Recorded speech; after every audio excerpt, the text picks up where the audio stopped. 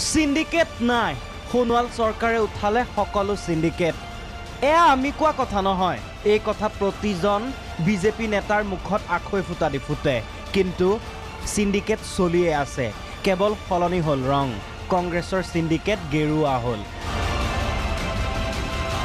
এজন ট্ৰাক চালকে উদঙালে সিন্ডিকেটৰ কলা অধ্যায় লংকা হাফলং সংযোগী পথত চলিছে ভয়ংকৰ সিন্ডিকেট আকৌ আৰক্ষী বন বিভাগৰ 17 কিলোমিটাৰ পথত প্ৰতিখন ট্ৰাকে দিব লাগে 15,000 টকা আৰক্ষী বন বিভাগ মাৰ্কেটিংয়ে লয় এই ধন ড্ৰাইভাৰ গাড়ী এইটো কাঠৰ চালান তালান আছে না আপোনাৰ হাতত এই সব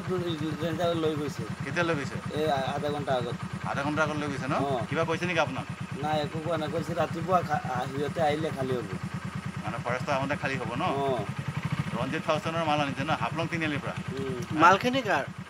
পাৰছৰ আৰু এইবিলাক হাফলং তিনিআলিৰ পৰা যে আহিছে ইমান অভাৰলোডকৈ যে আনিছে কোনো পুলিচে ধৰা নাই একো ধৰা নাই এইবিলাকতো টেক্স দি আহি আছে টেক্স দি আহে কিমান টকা টেক্স দিবলগীয়া হৈছে 13-14,000 টকা যায় 13-14,000 টকা আহে হাফলং তিনিআলিৰ পৰা লংকা পাওঁতে কিমান কেই ঠাইত দিব লাগে কেই ঠাইত পইচা দিব লাগে কিমান জেগাত পইচা দিব লাগে 3-4 জেগা আছে 3-4 জেগা ক'ত দয়ং আছে তাৰপিছত চাইৰালি আছে আৰু লংকা ফৰেষ্টাৰ আছে চৰকাৰী বিষয়া নহয় যেন ডকাইতহে